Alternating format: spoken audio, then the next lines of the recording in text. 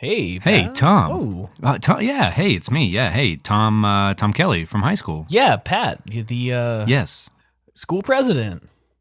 Oh, yeah. That was a long time ago. You. Hey, man. It's been forever. You still do music?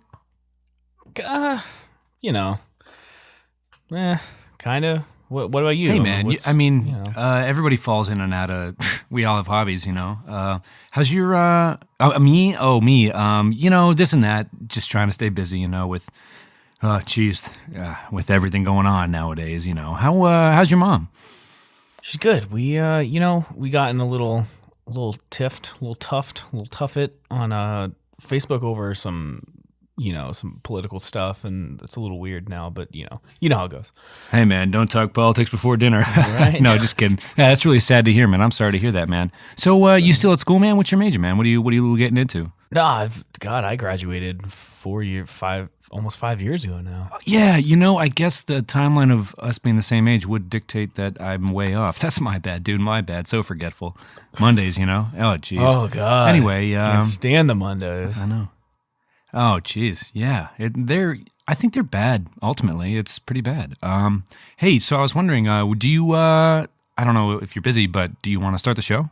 Yeah, let's do it. Cool. That alternate reality where we're not best friends is a tragedy. It is. I wasn't sure how that was going to go, and it was a strange exercise. Makes me appreciate what I have, if nothing else. Are you that brutally honest with people in everyday small talk situations? Yeah, totally. They deserve to know, I guess. Someone asked me how I was doing one day, and I talked for like 20 minutes about my student loans. It was dope. They'll never make that mistake again, I guess. Right? Don't ever ask me how I'm doing. Interest in your fellow man and their well-being. But you sound like you've had a heck of a go of it over the past few days. Yeah. Talk to me. Yeah. Everything has been kind of wild. Well, I think I might have told you a couple. You know what I have to say to that, Tom? Wild is my middle name. Oh, yeah? Holy shit. That was a Dr. Pepper diet. That's awesome. It wasn't Dr. Pepper, but it's no Coke Zero Sugar new formula. Hey, I'm not trying to pour cancer down my throat. Well, yeah, so I think I'm trying to inhale it. No, just kidding. I think I brought it up last week, maybe. The guy Andrew Warner, who was the very successful podcaster and businessman who I met at Podcast Movement. Did I mention him recently? Yes. Okay. So your week started with good news, which is good. Yeah. So he, when we talked, he was like, I think I might be able to use you to help me figure out some audio stuff with my podcast. And he sent me an email on, I think it was Thursday, and he's like, hey, are you still wanting to do some work together? I've wanted to work with you since you opened your laptop in the middle of a bar and started showing me what you do, which goes back to like small talk with people I don't know. I was like, here, let me show you everything, right? Yes. And for the listeners, you can go back a few episodes, and Tom went to a podcast conference in Los Angeles, California. Anaheim. But yeah. And you can hear about all of that. Anyway, he was a networking madman that weekend, and he ate as many pizzas as 4 full-grown Midwestern families, all on his lonesome. It's all I could afford. It is episode number 41. It's called Podcast Movement and a Solar Eclipse. That was one of my favorite episodes, actually. It was pretty good. I'm going to get that tattooed. All I could afford was many pizzas. It's a great first tattoo. Several pizzas was all I could afford. So anyways, he hits me up and he's like, I'm not ready for a professional level audio editor yet, but we think you could help with our process. They have virtual assistants who like edit and basically produce his video and audio podcast. and he asked if I can do all these things for him, things that I thought weren't quite possible, like how to mix a podcast, how to tell someone how to do it when they don't have any audio experience. Like, it had to be something anyone could do, just like following simple instructions. And when it comes to mixing music, you need to just listen to it and know what to do. Is he having you write a handbook for other people to do what you would otherwise would have been paid to do for him? Well, what he said is he needs an incremental advancement in his quality. But once I see how he does his process and give him some advice on how to, make it marginally better, he wants me to let him know how I would 10x the quality if I had full control of the show. So it seems like he's working up to that. He's not quite ready for it, but I think this is a huge... Is it a job interview or just a one-time payment as a consulting person? It's essentially a consulting gig right now. Oh, okay. So he doesn't want to work with you long-term. Well, he said... But that's not really your vibe anyway. He said down the road right? He would like to, but right now it's not at that point, which is fine. Right. It's a huge foot in the door. And he asked if I can have something to him by Wednesday. I sent it to him within like 6 hours, like Monday night. And he was like, this is exactly what I'm looking for. It's perfect. Can you make like a couple adjustments on how to integrate it into the process I already have? I'm going to give you editing control over our like Google Drive. He like gave me access to just like the whole back end of like their system and was like, here's what I want. Can you have this by Friday? And I just sent it to him now on like Wednesday at like 5. So I'm hoping to impress him. I was talking to... Sounds like you're on your way. Yeah, and I'm talking to his COO at the same time, and been communicating with both of them, and they're both very happy with what I did. And how just quickly. Tom, real quick, I might interject if you don't mind. For all of those who don't know, COO means Chief Operating Officer. Tom and I just are on the same wavelength as far as lingo goes, and just wanted to catch everybody up to speed that COO does in fact mean Chief Operations Officer. Yeah. Tom, go ahead and continue with your story. Sure. So, yeah, I've been talking with her, and she's been really nice, and seems like I'm doing a pretty good job. And... Hey, Tom, real quick, just for our listeners... It sounds like in that part of the story, they were impressed with the work that you were doing. When Tom says really good job, I think they were ultimately pleased, and Tom's work ethic is really carrying him here. And this is so far has been a positive experience. All right, go ahead and continue. I just wanted to clear that up. Okay. Thanks for the clarification. So I did a little research on their company because I know that their podcast is crazy successful. And he mentioned a couple of years ago that like one advertiser paid them like $50,000 for 1 month of advertising, like 4 episodes. And I was digging in deeper and I saw that his company is worth $80 million. And wow. Yeah, the podcast is apparently just a very small part of their company. And, Andrew is the founder, and I'm talking, directly with him and the COO, again, Chief Operations Officer. And last week I was feeling really down, really bummed out, just saying like I really needed to win. And within 12 hours of recording that, I got an email from Andrew. And it, not to jump forward to the highlight of the week, but it was great. It felt really good. You're allowed to say it. You're allowed to say it was the highlight of your week. Yeah. I'm not trying to bury the lead here. But yeah, so geez. The show's over though. So I guess you're right. Don't use the terminology because then it's over. Over. It was just a good part of the past several days. Yeah. I take it back. You're not allowed to say it until we're done here. So anyways, I've been super busy with that. Work has been kind of crazy. Megan's friend is going to be in town, and then they're both leaving town for Megan's birthday, which is next Monday. So we're like getting the apartment ready for that. Oh, that's fun. Did you get her anything special? Yeah, I got her some stuff. Cool.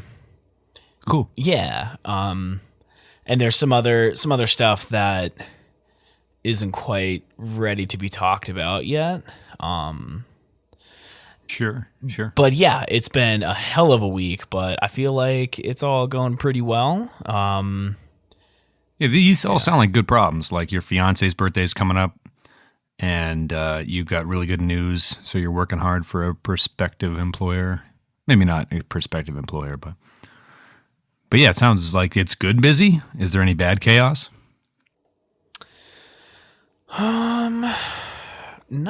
Not really, I guess. I am trying Because if not, oh, sorry. Oh, no. I was going to roll hard into the next thing, and then you started to like really think about it, and I felt like Well, good, because if not. I am trying to pick up a second or third job, depending on what you consider the network.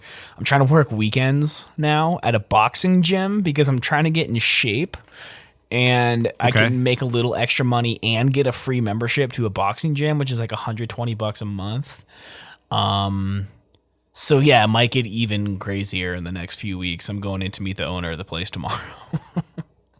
Nice. Yeah, so I was going to ask about the boxing gym thing. Have you thrown any punches yet, or should we cover that later? No, I haven't done any of it yet. I just I'm really looking to. I do want to learn everything you're learning when the moment comes. Okay, so sure. We'll wait after the first couple workouts, maybe. Sure. Maybe we'll do a video podcast, and I can take my shirt off and do some. I think they call it shadow boxing, where you just kind of throw some punches at the air. Oh yeah, dude, shadow boxing.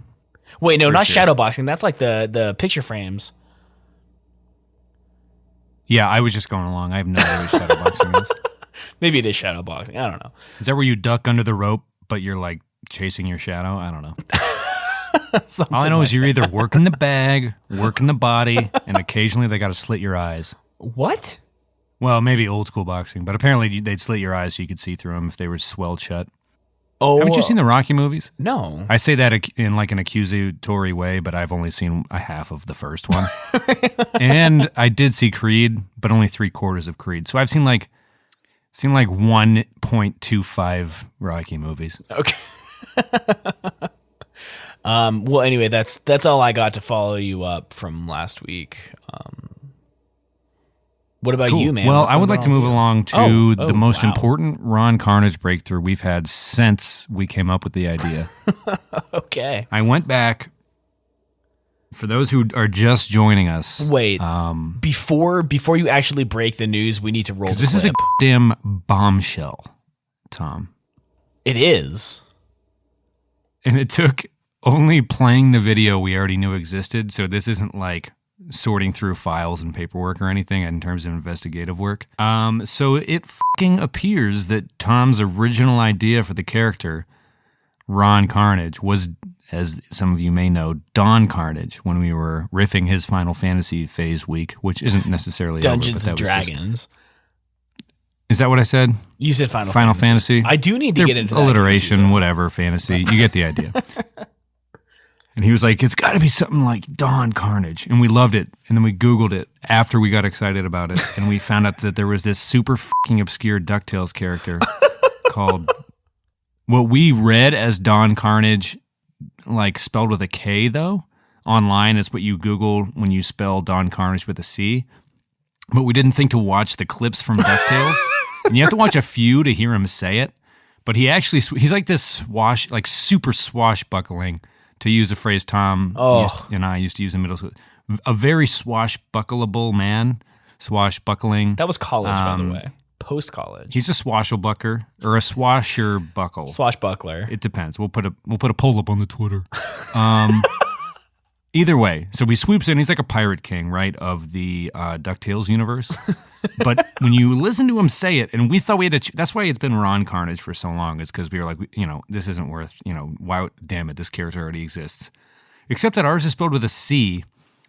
And when he says things, he comes in with this really lame, like, lounge singer, like, aura about him. And he pronounces his name Don Karnage. Like, the most...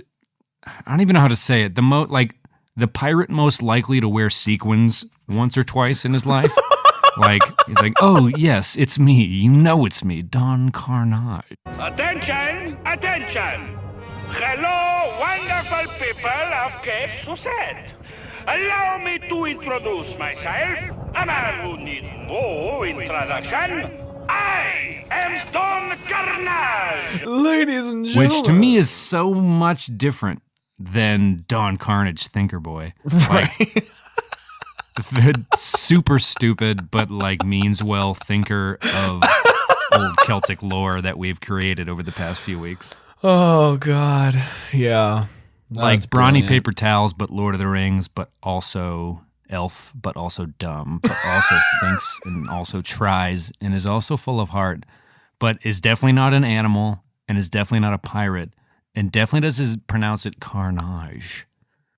I need to know your thoughts, Tom, because this is pretty big. Like this, we could revert back to Don Karnage, I think, on this That would take on these grounds. so much work, and I'm going to be the one doing it.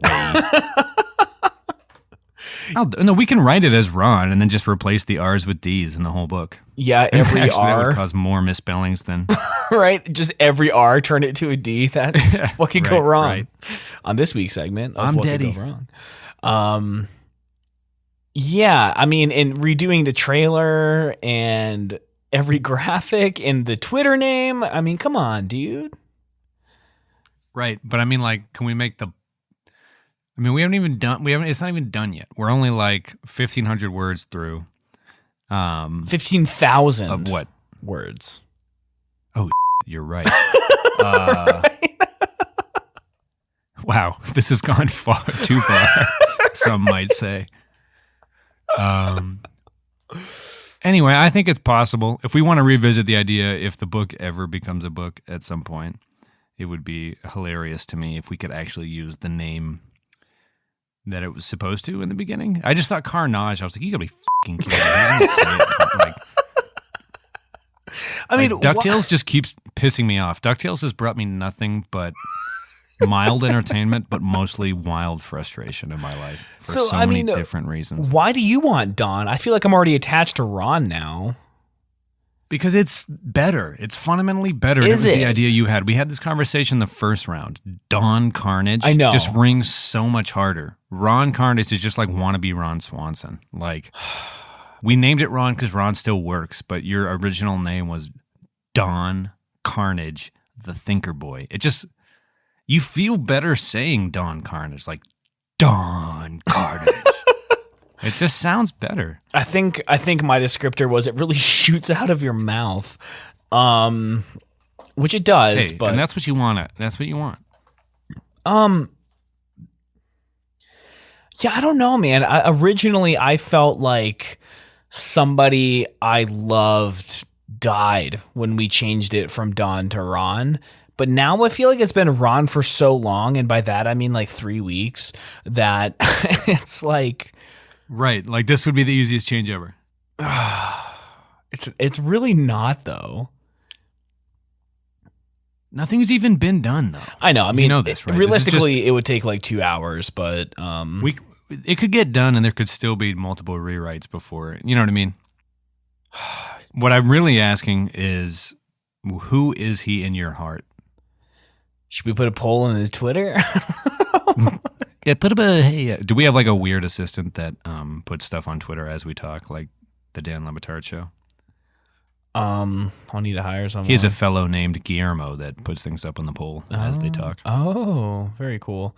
Yes. Oh, yes. I don't know. Right now, to me, Ron feels right, but then also, Which is fine.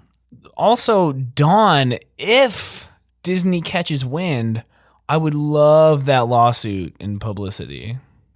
You do love the lawsuit. You really, for a guy that is facing some student loan business, you are hungry for a lawsuit. Ooh, speaking of that, I was on the phone with a lawyer for 45 minutes today about my student loans, but that's not what we're talking about right now. It can be if you'd like it to. No, I'd rather talk about Ron or Don. Way more interesting. Well, so we've started volume 2, which is exciting. Yeah, we did. Season volume 2 has been started. I 100% of my focus has been on this stuff with Andrew right now. So it really took a back burner for the last week. But And rightfully so, because it should take a back burner until it's done. But yeah, so we're in Mucklebuck now, which is like super awesome to me. Because it's so stupid at the same time. Like, this could literally be anything anybody wants it to be. It's the dumbest thing that is like geared. And basically it's for you to laugh, right? Right. We've decided this, like, the team at Elemental just wants to cheer you up with the Tales of Don / Ron Carnage. I'll tell Like, you what, though. is he your alter ego? I don't think he is, because I think you're a lot smarter than Don Karnage. Ooh, you're already throwing the hard D's, man. Ooh, I was trying to sneak it in there, but I'll take it back. I'll walk it back. You're calling me on my bullshit. That's fine. So I was just gonna like start sneaking it in, and you called me on the first one. Hey, man. Hey, whoa! Don't say it unless. Anyway. So I do have some initial concerns, other than my dog freaking the F out right now. But A dog who's named after a character, or vice versa. Right. Right. So Levi. So I have some concerns. Ron, who is half elf, has a life expectancy much longer than mere humans. In Mucklebuck, not to give it away, Ron is in his 20s and he meets Molly, who is the love interest. Is Molly also an elf? Yes. Okay. Give me 1 second here. I don't think Flappy is, but I think Levi and Molly and Ron all are from like the same neighborhood and they grew up together. But I don't think Declan or Flappy are. I think they're just... So if Declan is not an elf, you're saying? Yes. So he's human. Oh, for sure, dude. So here is where the story gets interesting. Yeah, dude, for sure. So Molly and Ron will certainly outlive Declan. So maybe they can still end up together. Once Declan dies, Molly gets all of that king money. Since you... Yeah, man. Basically, that's why he's so self-conscious about the whole thing. Is he's not like a centuries-old person with that knowledge. He's super self-conscious about the relationship. You know, he's just a dude that's gonna live to like 77 and then croak. Maybe even like 50 and croak in that era. Well, you know what I mean? Like, he might live to 20 in that era. Right, exactly. 1300. So in strolls the damn thinker boy, who was like noted as your wife's ex-lover. It's got to weigh heavy on a man. I think that's a very interesting plot point.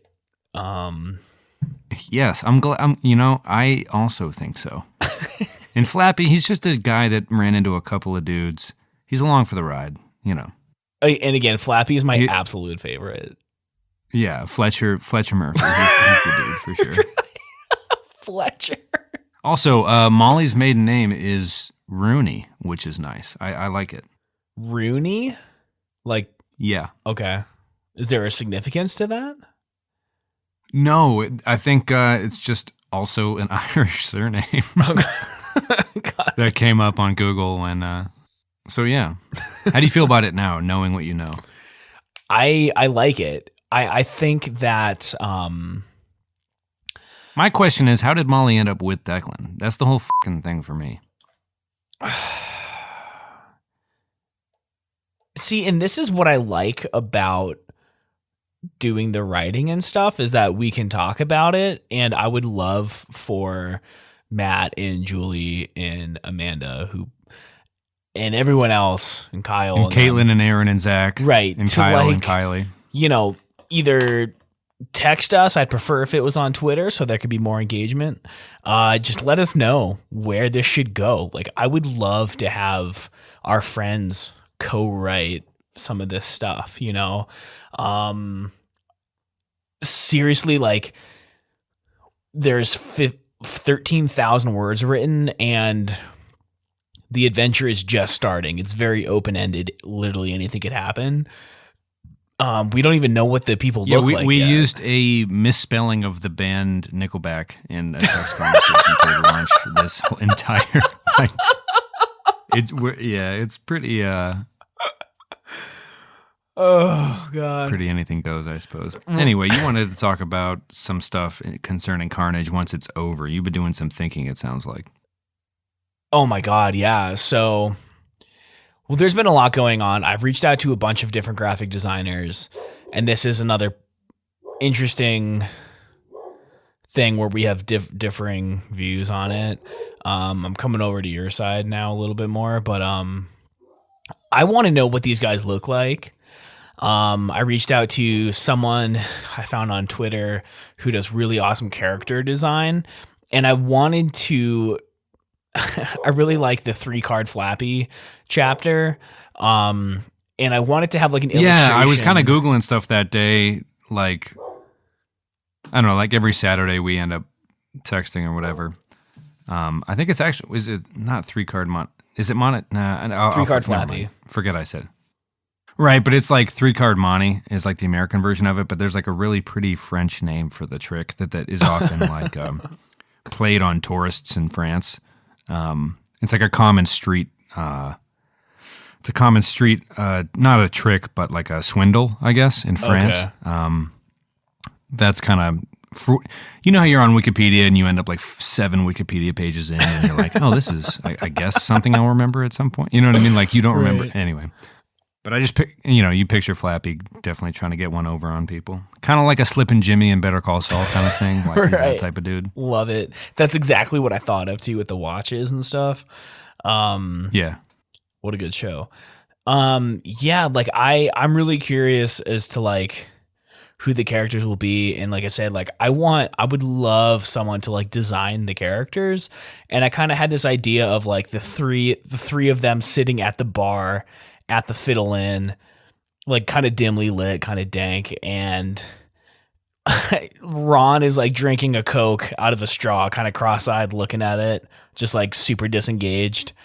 And Flappy is trying to get Levi. I don't know if he's cross-eyed stupid, dude. Not cross-eyed, just like looking at the straw. I think he's allowed to still be badass. Because he kicks ass, dude. He blacks out, his eyes glow, and he murders. Like, he just commits homicide. He's not like, cross-eyed. He's just, like, super disengaged, looking down at his straw to the point where he's, like, looking cross-eyed. Yeah. He's not an idiot. I'm looking at the nose. Right. Like, he's not that stupid. He's just confused. He's conflicted. He's taken so many lives, and he's never been, like, cognizant for anything. So then you have like, can you imagine being tortured by that shit? I can't. But then you have Flappy at the bar with just a ton of drinks in front of him, trying to get Levi to pick a card, and Levi just like has his hands on his eyes, like by the bridge of his nose, being like, "Oh my God, dude, just shut the fuck up." You know? I like that. I like the vision. I would love to see that. But here is where I think Levi is definitely Inigo Montoya from Princess Bride. Ron is. If Gimli had the body type of Legolas or something, you know what I mean? He's definitely a mix of the two looks-wise. Like brown hair, but he isn't, you know what I mean? Yeah. He's not short, you know, but he's broad-shouldered. A mix of those two body types, I think. And then Flappy, I don't even know. I just hope he's not too goofy. Like, I don't want him to be like the dumb duck cousin or something. Right. And I don't know what cartoon I'm referencing. I lost myself. Well, I think he would look more just like a normal human, you know, like short hair, maybe a little curly.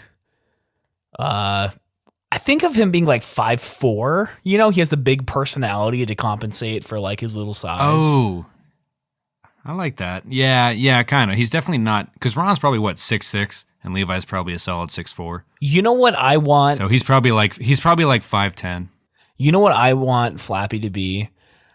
I want him. What's that? I want him to be Cameron Wazorek in 10th grade, where he's just. Oh, dude! Did I tell you I saw him last weekend? Oh, and he's like huge now, like bulked up. Yeah, right? I mean he was fit. He was definitely fit, but I don't know if that was a defining feature. I just hadn't talked to him in years, and I was like, "This has been a mistake not talking to him for so long." Right. He was one of my best friends in high school, but he was He said he saw Seth with like a mustache roller skating at Presque Isle. I was like, damn it, that sounds so awesome.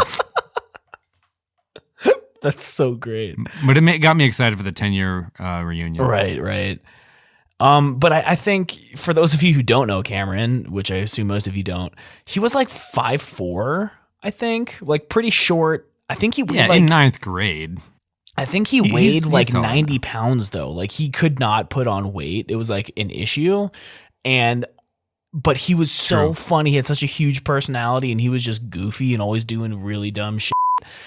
But like to make people laugh, dumb. you know? Not dumb. Yeah. Just, you know. Conniving, maybe. He wasn't being... Zach and he was at Zach's. I went home over the past week to go to a wedding in Pittsburgh. And then I ended up in Erie for what would have been Zach's sister's wedding, but she called it off. I guess, I don't know if I should leave this in. But Brendan and Zach were there, and there was a diaper party for Joe McShane because he's going to be a dad soon. Ooh. So it was just like the most Lawrence Park party evening. So we went to the Park Tavern and then ended up at Zach's house. But Cameron's fiance's relative is Katie's new boyfriend. None of this is important. We should cut it out probably actually. But it was just really cool to see him. We were really close. Anyway, so Flappy, he's shorter. He's shorter for sure, but like normal for a human man. Right. Well, I don't know. I think Ron's like 5'10". Levi's got to be super tall, like 6'4". No, dude. What? Levi and Ron are like, so like when they go back to Mucklebuck, right? The flashbacks are probably going to continue happening. They were in like a lead. They ran with a gang that's not unlike what Wolverine and the X-Men used to do, and the government used them in like special ops for the military. You know. Okay. So that's kind of what that. So they're like long-standing, age-old. Like they're like 6'6" and 6'4", right? They're like not regular. Okay. You know what I'm saying? Like they're like built like trains and trucks and whatever. See, I was just thinking in the D&D world anyway, half elves are about like between 6 foot and like 5'9", but this isn't D&D. It can be whatever. So it's not. Yeah. Okay. It's a mix of every cultural reference you and I have ever seen. Okay. He's 6. And this is definitely 16. Wolverine and his brother doing military special ops work, and just like I think that's what Mucklebuck. We'll get a peek into like Ron's past dealings, you know. The shit he's seen, like when we say it happened a lifetime ago, we'll see some of the stuff hopefully that maybe he regrets even, and things like that. But I'm hoping to weave it into like the current present. Sorry, that's dumb. We're writing a book to their current journey, and kind of mirrors maybe some of his past travels. Anyway, but I picture him as being very, very large. He's a thinker boy. I guess Muggsy Bogues was an icon in the NBA as a short man, but I mean, Ron's tall. He's a giant. He's large. Okay. He's the goddamn thinker boy. I think, but yeah, the original point of this was we were kind of having some thoughts about what we could do after this, in terms of like publishing. Do we actually try to find like a publishing house that's interested? Like, do we sell the rights to the story? Do we sell Ron? Like, who owns any of this? No, I think just there's a couple. The beautiful thing about the internet is you can find, and we had talked about this the other day, is really specific like fantasy. There was several sites that were like, if you have 70,000 words, then just give them to us and we'll tell you if we're interested, right? Right. It sounded like that wasn't such a bad way to go. Like finish it and then like try to, that would be different if you're like a well-known, I guess, political commentator or journalist and you have an idea. Right. You can work with a publisher. You know what I mean? And then they like give you an advance to finish this or that. I don't know if that's how this would work. Like, based on what we've read and saw, it doesn't sound like it anyhow. Right. And I reached out to a friend who knows some comic publishers, got some advice from him, but it seems like with both of these, my biggest concern is that they don't want to publish already published material. And is our blog on the website considered published material? Like, is that stuff that we should take down if we actually want to like try to shop this to a publisher? Because I think why not, dude? Like, it's such a long shot, but like, why not? You know, I don't want to just go for like, for sure. ebook for $2. Why not try to make, you know, a bunch of money off of it? And if we try to, you know, shop it around for a year and no one is even marginally interested, then we self-publish. But like, why not shoot for the top, you know? Yeah, if nobody wants it, then start another one or something. You know what I mean? If any fans of the show want a copy, we'll just tell them. You know what I mean? Or email it to them. But still, like, what do you think about like this stuff being published online? Like, does that need to come down? Does it? Sure. No, I don't know. Does it need to be a mailing keep volume list? 1 up if you want. Like, I think it might have to be a mailing list. I think just maybe just leave volume 1 up, and then we'll finish it, and then we'll reconvene, right? I just so badly want people to read it because I love it, you know? Well, it is geared to you. You are like the only target audience member. But I think that's kind of how you have to do things. Yeah, I would say leave volume 1 up, and then we'll just finish it and reconvene, right? I guess so. But to kind of pivot a little bit, last week we covered the girl from Fiverr who tried to sell me a stolen photo illustration, sorry. And I ended up reaching out to the original illustrator of that amazing photo, the guy who does work for REI, and was immediately concerned when I called the number and got his agent. Right. Already a bad sign that it's out of our price range. I was thinking I am going to have to save up for 6 months to pay this dude maybe $1,000, right? Do you want to let the people know what price his agent gave us for a 5-inch by 7-inch vector illustration? It was $5,000, right? Which is a down payment on a house in some neighborhoods of the United States of America. Right. So I was like, I am so happy that you all are making so much money doing this graphic design, but I absolutely cannot afford that. She's like, well, what budget were you thinking? I was like, God, you know, my dad published a first novel and I think he spent like $300. And she was like, yeah, okay, well, sorry. You know? Right. So that got us, that's what initiated the whole like publishing talk. Cause I was like, all right, well, I found a guy who could do something similar for $250. Do you want to split it? And your reaction was that you didn't want to put money into it, which is totally, I can't. If I had any to do that, I would, but I don't. So sorry, man. No, it's okay. I mean, I don't really either. Like I would. Right. Which is kind of my concern also. It's like, Tom, I haven't even done yet, man. Like pay some bills, man. I mean, my thought was that like, if I can prioritize a couple bucks, you know, a week extra to this, I can put 125 up, pay for a sick design, and then we can start putting out, you know, volume 1 and selling it for $5. And if we sell, 25 copies, we're paid up. But you brought up the good idea of like, well, if you're working with a publisher, wouldn't they go out and get that stuff done for you? And I think you're right. But also I feel like it's helped me to try to be more creative about how to get graphic design work for free. Like if there's something I can trade someone, right? I'm really trying to think about it that way now. Like how can we get some pretty cool work without having to pay someone and with a budget of $0. Right. And you know, the Elemental logo and the artwork for this show, as well as Ad Astra.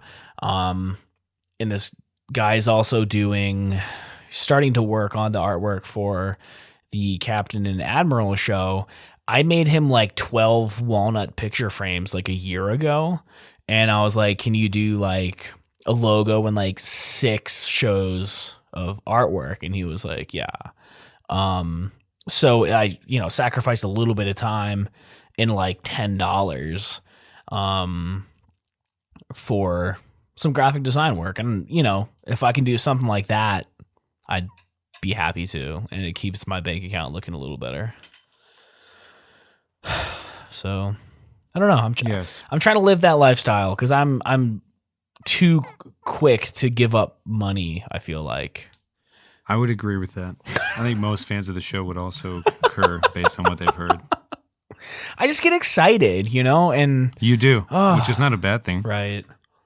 But you how much did you give to the girl who tried to con you? More than she asked for. Which was how much? I think she asked for she asked for 30, and I asked if I can buy the Illustrator file from her. I think she asked for 15 and I gave her 20 or something. But I feel like I could have just been like, yo, that was super shady. I want my money back, which I don't think anyone could really blame me for that. But I still ended up giving her more than she asked for anyways. I don't know, man.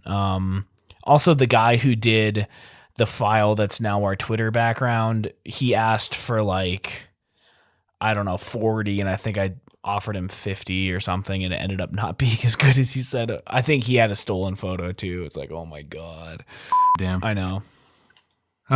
Well, your trusting and loving spirit is what makes you special. So I hope you never lose that, but also maybe take it easy on writing the checks for the time being.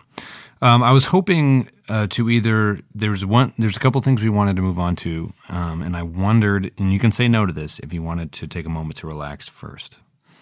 Yeah, I'm out of breath thinking about all the money I want to spend.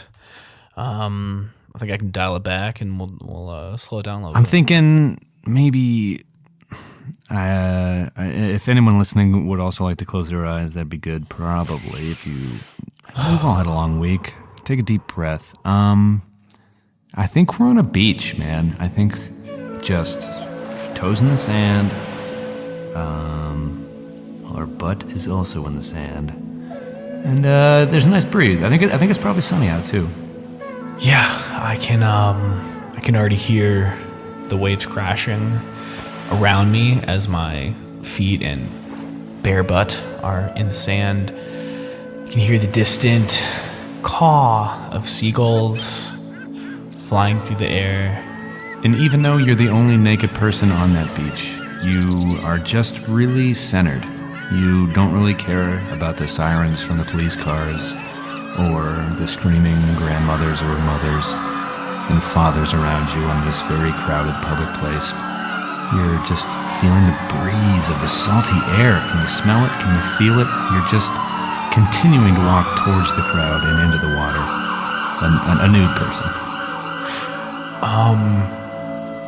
As I'm walking nude into the water, a horseshoe crab crawls up my leg onto my uninhibited dick, and he pinches so hard, but I am so f***ing centered that I don't feel a thing. Right. And then it occurs to you as you start to lose a large amount of blood that you should not have come to the beach unclothed on this day. And karma is a very powerful universal rule and force, that keeps things in check in this world. And as you start to bleed out in this salty water, the police who are about to cuff you realize that you're dying. And you're starting to see this beautiful, all the while you're taking these deep breaths, just, right? And you start to see this beautiful light, and you just really feel warm and want to go towards it. And you've never felt more relaxed. And again, plenty of blood loss at this point. And as you're walking towards this light, you feel a warmth and a comfort knowing that Perry Feaster from Williams & Fudge Collections Agency in upstate New York will never call you again about your defaulted student loan.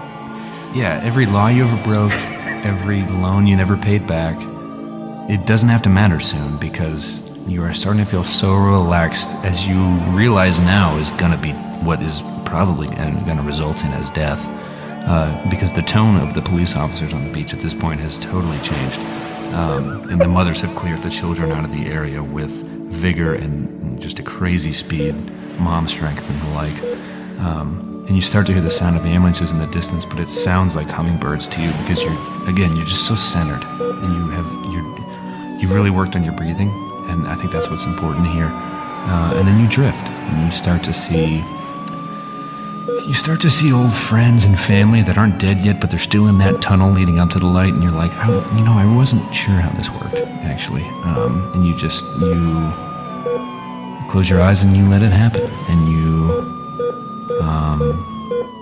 just feel very relaxed.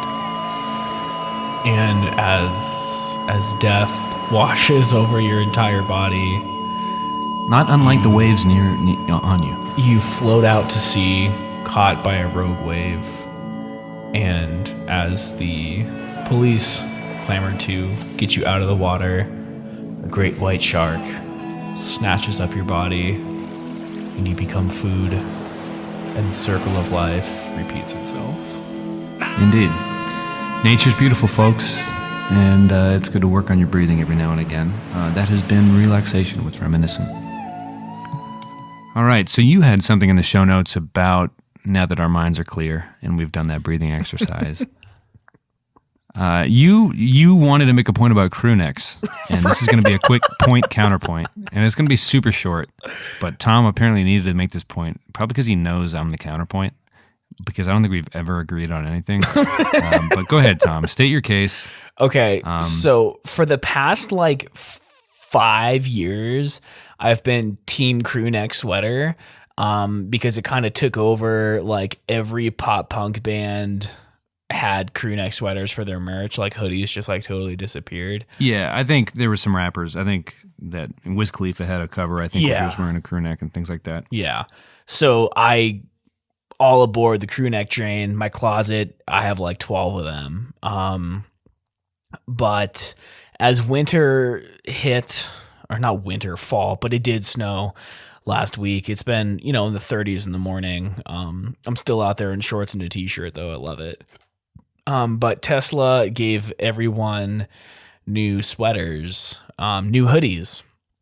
So now I have in my possession 2 hoodies, which are the first hoodies I've owned in maybe 5 or 6 years.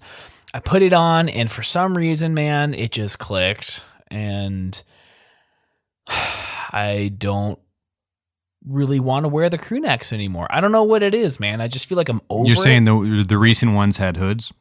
Yeah, and I feel like the crew necks make my body look a little stubby, like my torso. I don't know. Okay. This was going to be a point counterpoint segment because I thought you meant crew neck t-shirts. Oh. And I was going to have to make the point against crew or V-neck t-shirts, which is super easy for me because I don't really like them. Oh, I used to have the deepest V's. You did. You were a deep V Connoisseur. Oh, indeed. The deepest V's. You were very centered and your V's were deep. Your V's were V deep. I'm going to go ahead and agree that there's a time and a place for each, I guess. The least hot take that this podcast has ever seen. And I think we can move on from the sweater thing. I think it's fine to not be totally tied to the crew neck phase of pop culture, which seemed to start maybe 7 years ago. I don't even know. I'm always bad at guessing how long ago years. Well, okay. So the last segment that I want to do here, we need to, we have some follow up from Twitter. Going to do a quick segment, and then we're going to do our normal wrap up the show. Yeah. Which takes a half an hour, but well, it depends what we get upset about. Truly. So one thing I want to introduce the idea of, We talked about the Elemental Sports League, which I put out a poster. Everyone, all the listeners of the show in your respective positions on the baseball team are posted on Facebook. I didn't tag you because I didn't want to blow up your spot that you're a listener to one of like the worst shows on the iTunes category library. And by Not worst, the I mean worst, the though. best. It's like Right. It's not. It's beautiful not train actually wreck. in the last spot, which is good. So we have that. And I think you might have mentioned like who should the mascot be? I'm not too sure. I did not, but I'm down to have that conversation. Maybe I did. And Julie tweeted saying maybe Ron should be involved somehow, which got, Does Julie like Ron? Did she mention? I don't know. How could you not? She knows about him. She if does. nothing I else. mean, she listens to the show. I don't know if she's read it. Well, we'd love to hear your thoughts, Julie. I think that we should use a version of Ron's name, like we should be the ESL Thinkers, the Thinker Boys and Oh Gals. my God. The Thinker Gals, even though some of us are boys. Sure. No, we'll It's working 2017. name, the Thinker. The Thinker The Thoughts? Thinker Boys, but BOIS, like Avril Lavigne, maybe? No, that doesn't. We'll figure it out. But it got me thinking. The mascot could be maybe an animal companion that Ron picks up in his adventures. I guess if we're pulling a page out of the Star Wars book, there's got to be an action figure we can sell. Right. So But also as my D&D character. yeah, you know, I he was gonna meet a fish that used to be a dude that the same bartender Flappy in like a recent chapter, and he's like, "Oh no, I don't want to be a fish." He's like, "No, it was her wife that turned me into a fish after we had sex. It wasn't the sex itself." And then Flappy was like, "Oh, good." Okay. But it could, yeah. Do you want it to be former man, but now fish man? Maybe. Cuckfish. That could be the A what? cuckfish, fish cucker. I don't know. I think, as my D&D character, Ron Karnage is a druid, which can summon animals and speak to them and become them. So I think it only makes sense that he would have animal companions throughout the novel if we wanted to go with my D&D So you're version of saying, him. I just need you to be on the record for this. You're pro cuckfish. What is... No, he's just an adulterer fish. He's not a cuck, I don't think. Okay. Sounds good. Right. Are we allowed to say Yeah, that? that sounds trill. That's pretty trill. Moving on. Trill. Keeping it trill. Keeping it trill. Okay, so for the last segment, we're going to have to... you know what? Let's save it for next week, actually. Because I want to spend some time on it. What? Next week, we are going to discuss, since we already have the sports league laid out, if Pat and I, along with our listeners, were to form an Ocean's 11 style gang, heist group, what position would everyone, like, what would their role be? So we're going to probably spend way too much time on that next week. How's that sound? Sure. Yeah. And also next week, we're going to delve into recently Tom DeLonge wanted to crowdsource a spaceship, and he's also going to teach kids about space. Yeah. A lot of Tom DeLonge news that we have to catch up on, but we have to do a little more research on our end. For sure. But until then, so that's just a little teaser to next week. I think we can just pop the highlights of the week now at this point. I think we have come to that point in time. We got to get to Now You Know first, and you have a good one for us this week. Yeah, I printed out. Oh, I guess we should let the intro play first. Sure. Now you know. Beautiful. But,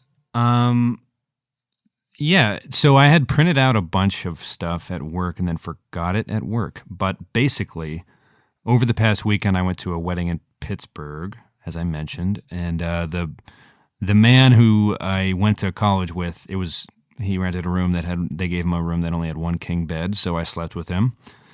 And he made clear to me that he has the disease Mike Birbiglia has in the movie Sleepwalk With Me.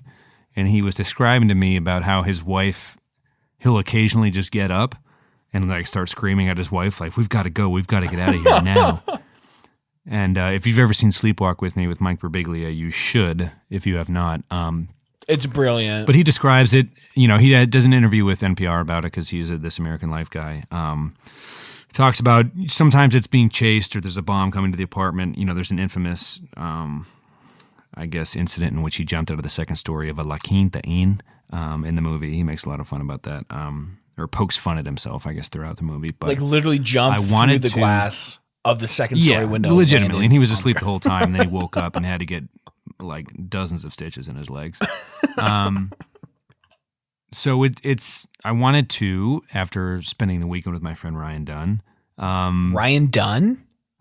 That's his name, yeah. Wow. Yeah. Not that Ryan Dunn, of course. R.I.P. Good guy. Anyway, there's a misconception, because usually for my facts of the week, I look at lists of misconceptions. And there's kind of the age-old, you shouldn't wake someone who's sleepwalking.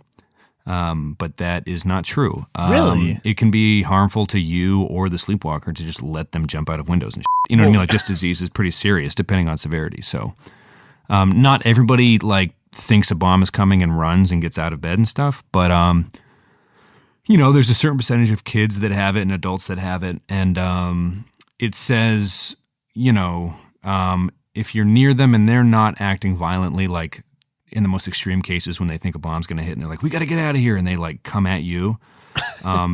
They say to try to, you know, lead them toward the bed.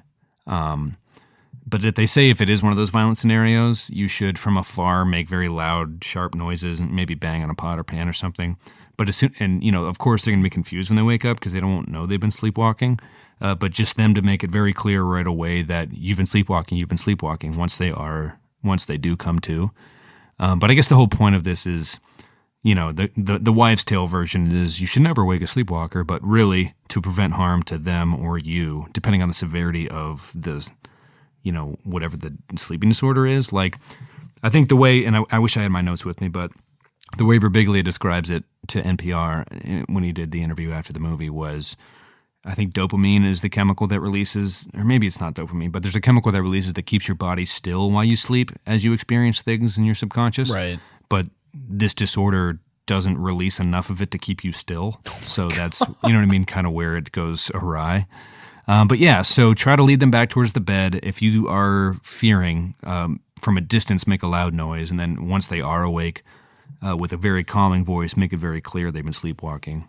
And, you know, it was interesting to hear Ryan talk about his sleepwalking, and he just feels so bad for his wife sometimes. Like, the poor woman just probably wants to go back to bed. I'm like, does she have like a playbook for how to deal with you acting out? He said he ran into a wall pretty hard once.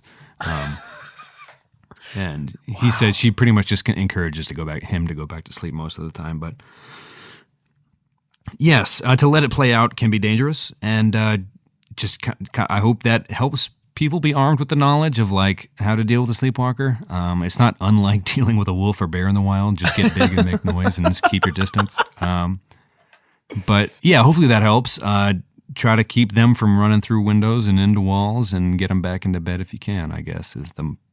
Does that seem legit? Does that all sound legit? I wish I would have brought my notes because I did print something out at work to bring. It does sound legit, but I'm still curious, like, why? Even if they're not doing harm, like, what would happen if I got up and was just walking around, not really doing anything, and Megan like slapped my shoulder and was like, "Hey, wake up!" Like, well, I don't think you're supposed to be violent to the person. I mean, not violent, but just like woke you up. Like, why try to calmly lead them back to bed? Why not just be like, "Yo, like, come on, snap out of it." Yeah, that's there were multiple blogs that I read, but right, yeah, I mean, I wouldn't slap anybody's shoulder, but I mean, like, I guess, right. So the misconception is you shouldn't wake them up, and you should, right? So she can, and she could, and would. Whatever prevents you from eventually leaping out of a two-story window at a La Quinta Inn, I guess, is the point. Dude, that's so scary. And it is scary. He's my favorite comedian ever, by the way. He's the best. He's a really good storyteller. But I hope I'm getting this right. If I'm wrong, tweet us your research. But yeah, apparently it's pretty rare. So, you know, probably the orange juice won't save your small cold, you knuckle draggers, was probably a little more broad brushing it, but this one, just was on my mind from this past weekend, so I'll wrap it up there. Awesome. Yeah, I want to look more into that now too, because I remember there's one night I was sleeping at your house, I was at Zach's house, and you were on the couch. I was on the floor underneath you, like next to the couch, and you just kept saying, "No, dude, there's two. It's fine. There's two. I got two. Don't worry. There's two." And I was like, "What are you talking about?" And I was like trying to talk to you. I was like, "Hey, Pat, are there two?" Yeah, there's two, man. There's two. You asshole. But yeah, I don't know. That was kind of funny. I used to sleep talk a lot when I was younger. I don't think I do it anymore. My mom said that I used to laugh hysterically in my sleep, which is creepy as absolute Yes. Can you imagine being a parent being like, for so many reasons, having a kid was a bad idea. Right. And the creepy night giggles is certainly one of them. Like she said, like maniacal laughter, like ah, like at like 3 a.m. I would wake her up from like down the hall. That's creepy, dude. Yes, indeed it is. Having kids is quite a miracle. Props to her for keeping me around. I would have. Yeah, props on the birth, Kathleen. Kudos. I have a good friend because of it, so thank you for that. Right. And we are now realizing day by day all the shit you went through to make it happen. Oh God. You want to do highlights, songs, and wrap it up? Yeah. The highlight was my friend's wedding in Pittsburgh. We stumbled in, so they took like a Ohio U Bobcats picture at the wedding, and somebody I didn't go to school with but worked at the Post, the newspaper there, like most of my friends from college did. Had tickets to the Pitt homecoming game right on the sideline on like the 30.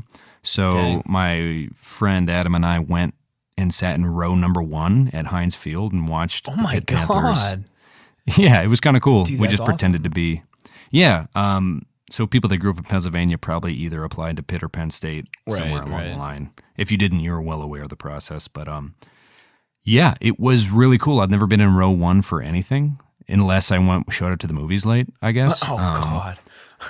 But it was really nice. And it was a beautiful day in Pittsburgh, and the river looked not beautiful, just a nice fall day. And they were wearing their throwback bright yellow, bright sky blue, like old Pitt with the Cursive Pitt logo, and the band spelled out Cursive Pitt on the field. And That's cool. I'm not it was just nice. It was beautiful. Downtown Pittsburgh was definitely showing off that day, and it's kind of cool to luck into that stuff.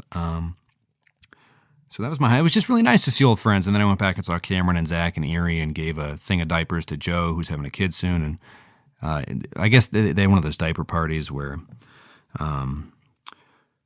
basically you just give them diapers and you drink. I guess that's it. But apparently diapers are a large expense for expecting couples. And then I came home on Sunday, and Jesse's mom was in Cincinnati visiting her, and we had a very nice dinner in Hyde Park. And her parents are quite lovely. And it was just a nice weekend. Like, I kept running into people I really wanted to have long conversations with, including my parents, And my dad gave me a comically large bushel of peppers, like he always does, because his garden is so fruitful. I learned when I was at the diaper party, Spencer, who was married to Jenny McShane, my dad gives all his peppers to the Niemanses, or Joe and Jenny's mom. Uh-huh. I learned that Spencer's like, I keep getting those peppers, by the way. I don't know if you know this, but there's too many. There's actively too many. Like, nobody consumes this many. So I didn't have the heart to tell my dad that much in that much detail, but I definitely got like a plenty. But actually, the taste, to his credit, if you cut them up in the way he suggests, varying in tastes and spices, and use it in like a breakfast scramble, it's super duper fucking delicious. So, credit where credit's due. Lots of good eggplants and cucumbers and onions, and it was just a nice trip, and it had a nice ending with the dinner with Jesse's mother. So, yeah, cool. That is my highlight. Awesome, man. Are you sticking to yours being the mic thing? Yeah. The Alex thing? Yeah. Andrew. What's his name? Andrew. Right. I was going to say Andrew. Yeah, pretty much. Mainly because his podcast is what helped me like even understand what an entrepreneur was, and that I have always had that like ambition in my heart since I was very young, like, you know, an 8-year-old trying to like wash cars to like buy a plane ticket to California, you know, stuff like that. And it opened up like this whole world for me, and it's what made me want to start a network after many other potential business ideas. And I think he's like one of the best interviewers in the world. And after meeting him at Podcast Movement, I didn't expect to like vibe so hard with him.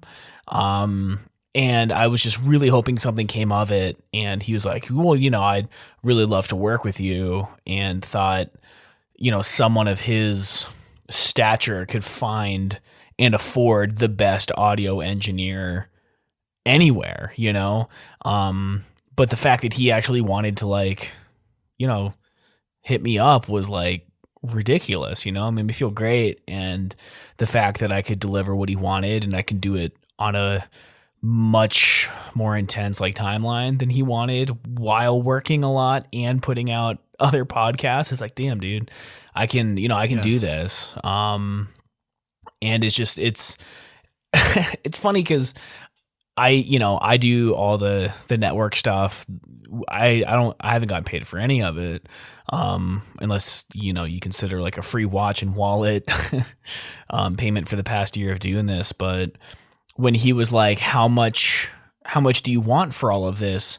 I was almost like, oh, I didn't even think about that. Like, I'm not working. Oh, he wanted to pay you. Yeah. I'm like, I'm not working for free. Like, that's just what I do. You know? What'd you say? I said I'll have to get back to him, because I feel like if I have a habit of undervaluing myself, and I feel like How many hours did you work on it? Probably 6 to 8. You should value your time at around $15 an hour, and no, times that dude, by 7. a consultant. I googled it, was like $65 an hour for like an audio consultant. Well, you should tell him your reasoning and give him that number then. Yeah, I don't know, man. I've heard from people that like don't give him a reasoning on the hours, but like also if I undervalue myself, I feel like he really won't respect like me, or he won't think that I respect myself enough. So a part of I'd say you got to just so. What's the number you think in your own head? Honestly, it's just you and me here right now. So my initial reaction was like $100, but then I was like, no, it's got to be like at least 200. But then an hour? No, like total. But then like a huge. Well, what's 60 times 6? 360. Right. But then so say 300 even. A huge part of me wanted to just be like $1,000, you know, because if he's like, whoa, like no way, which I doubt he would have that reaction, but I feel like he might be like, yeah, this dude takes himself seriously. Like if nothing else, he'll be like, look, I can't do that, but I can do this. Dude, would you say 65? Yeah. For 8 hours of work? Yeah. Then do that. But here's okay, yeah. Say like, so fair. if you're doing the math, it's about 500, but I'll do it, let's call it 350 or 400. And he'll be like, just because we're pals from the thing, and that's whatever. Yeah, and another part of me wanted to try to turn this into like a learning experience, because I've heard on his interviews a lot of the time, like pricing yourself is super hard.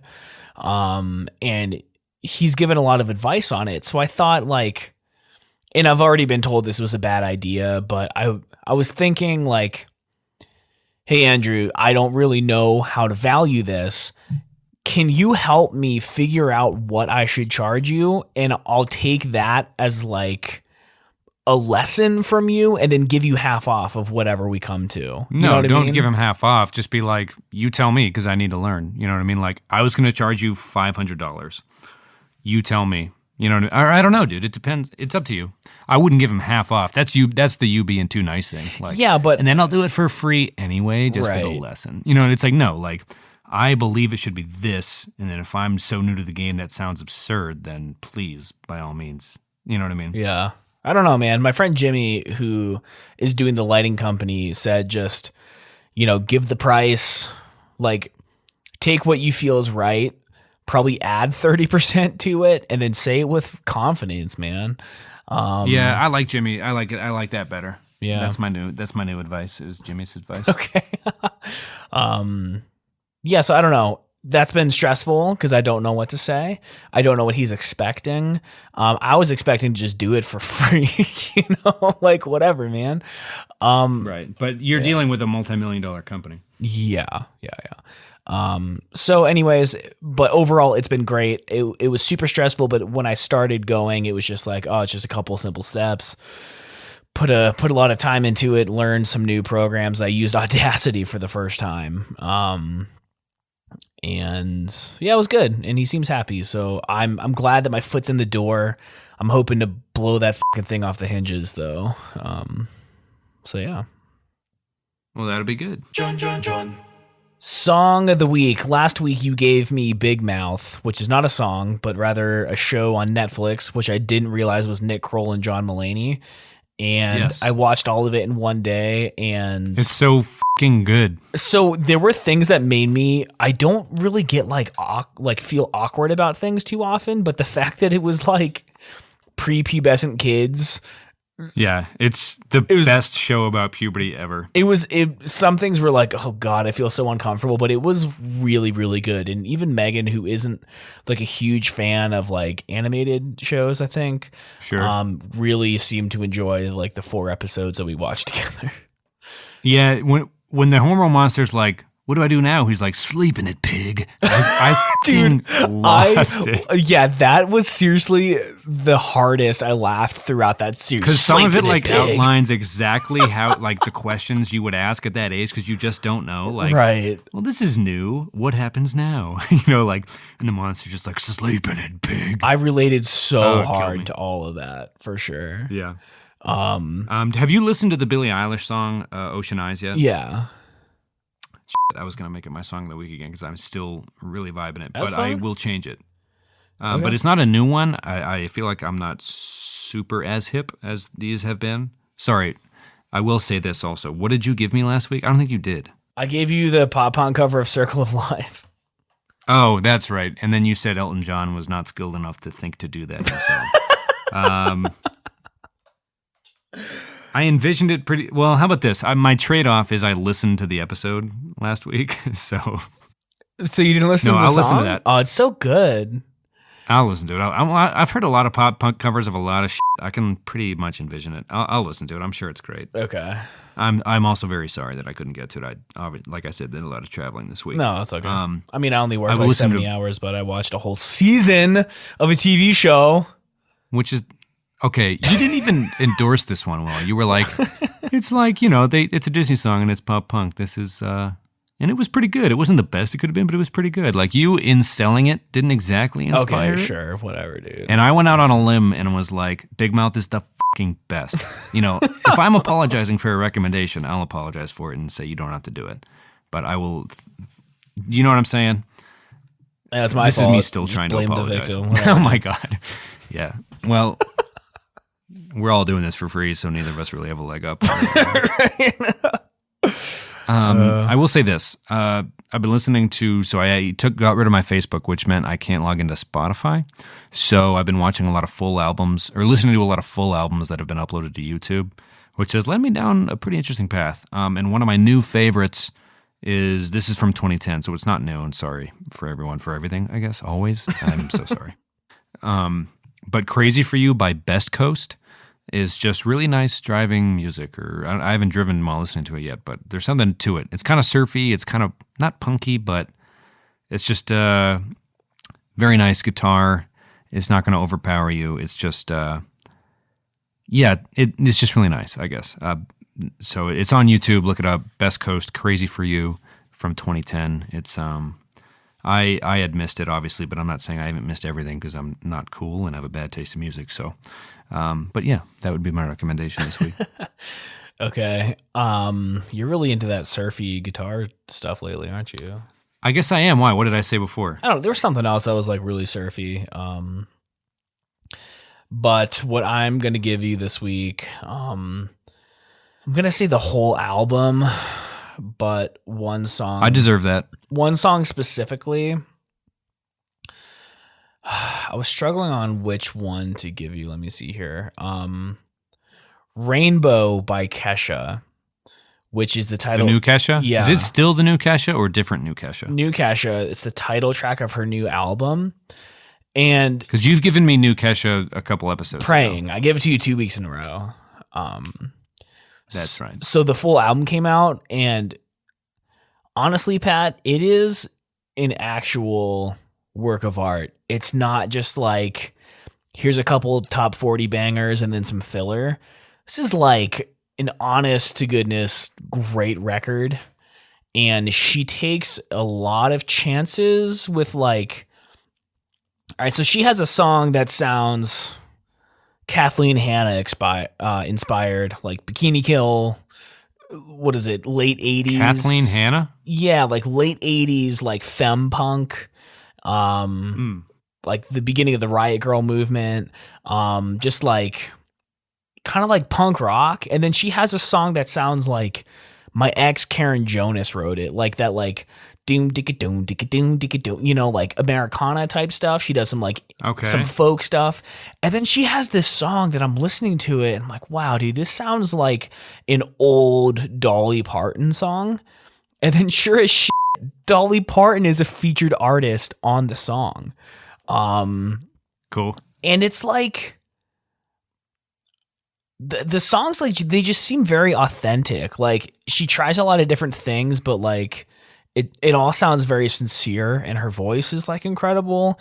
And the thing that I like the most is that they're not like pop versions of a punk song. It's not pop versions of an Americana song. They are all mixed genre appropriately to sound like that kind of song. And I don't know. It's no secret that I love Kesha, like TikTok and, you know, all those old, right, whatever, she's good. Club bangers. But this album is totally different.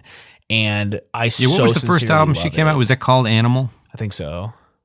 With my brother had it in the car. Front to back, solid. Your love is my drug. I'm not against. Oh, it's I'm great. definitely pro Kesha. Great. I love it. This is so different. Everything on it is good, man. But I definitely think Rainbow is fantastic. There's like a gospel choir on it, and Hymn is a really good one. But just start with Rainbow, listen to the whole thing. Okay. Really, I owe you that much. Yeah, really make a I good definitely effort, bailed too. on my responsibilities last week, so I can give you a whole album, and I'll only give you one song by the Best Coast to keep it simple. I think it's called Summer. I think they're all one-word titles, but Summer was good, so I'll try to whittle it down for you there. But cool. yes, I think that should just about do it. Sounds good to I me. thought we were going to be man. done at 58 minutes, and it's like 120 already. How does that always happen? So actually, real quick, real-time update. The character designer from Twitter just hit me up and said if I've had a chance to think about what we would like for the character design. You're still pretty set on not investing any money? Yeah, it's not done, and I don't have any, I guess. Okay. So If I had some, like, again, I don't have money. So Sure. that is pretty much going to be my answer until I'm 20, until I'm 30 maybe. I don't know, dude. There's stuff down the pipe that takes precedence over, you know what I mean? Like, anyway, I am still technically in debt because of student loans. Oh, dude, so I understand that. yeah, All right, so man. hopefully when that's over, I'll have 9 books to dump on you. I hope you can sell them if you want them. We'll figure it out. If anyone knows anyone who would want to do some put the free in freelance, we'll take some graphic design. I don't know. I want to see these guys. I want to see what they look like. So Inigo Montoya, a mix of Gimli and Legolas, and then Flappy is dealer's choice. Flappy can look like whatever anybody wants him to look like. perfect. Sounds good, man. Well, All right. I love you, dude. And I love you too. I'll talk to you next week on the mic and probably all weekend about Don Karnage stuff. That's right. Until next time, members of the Elemental Sports League. Keep breathing. Yes, that's right. Stay centered and try not to bleed out. That's the word of advice always for this podcast. All right. Goodbye. See ya. ba ba ba ba ba ba.